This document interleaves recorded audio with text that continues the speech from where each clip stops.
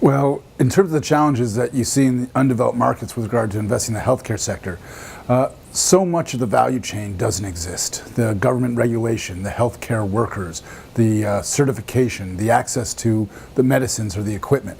And so you can't advance on just one aspect. If you're going to make an investment, you have to think about how all the other parts of the puzzle are going to fit into place and what types of partnerships or what types of other investments that you need to make to complement the investment that you're going to make so that you, in fact, are able to have a holistic approach to care.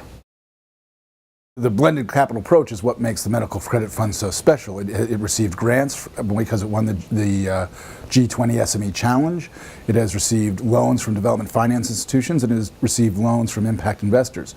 And by putting all those pieces together, they're actually able to address a big part of the challenges that physicians and clinics face in Africa, both in terms of giving them training on how to achieve certification benchmarks, training on how to run their businesses in an appropriate way, and the capital they need to improve the facilities and improve the quality of care so they can not only deliver a higher quality product, but they can actually also receive more visits and more revenue and be more financially sustainable. There's absolutely no doubt that that model of using a blended capital approach of complementing finance with technical assistance, of having progressively larger access to finance as you're able to prove yourself as a performing, financially and a socially performing entity. That model has been taken up in many other instances, in SME finance, in education. There are many people who are building on that model across the world.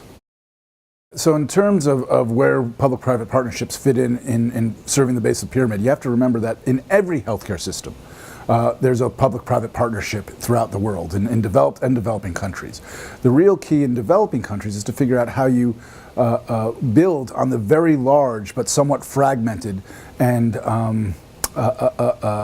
unfinanced private healthcare system that exists, and in some cases informal healthcare system that exists. So what you want to do is create financing vehicles that encourage the healthcare providers that are out there to meet quality standards, to get certified, to provide a product that people can understand.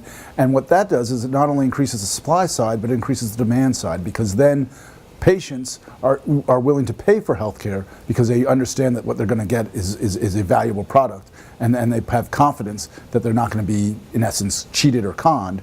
And that creates a much virtuous cycle where there's more investment, leading to more demand, leading to higher sustainability.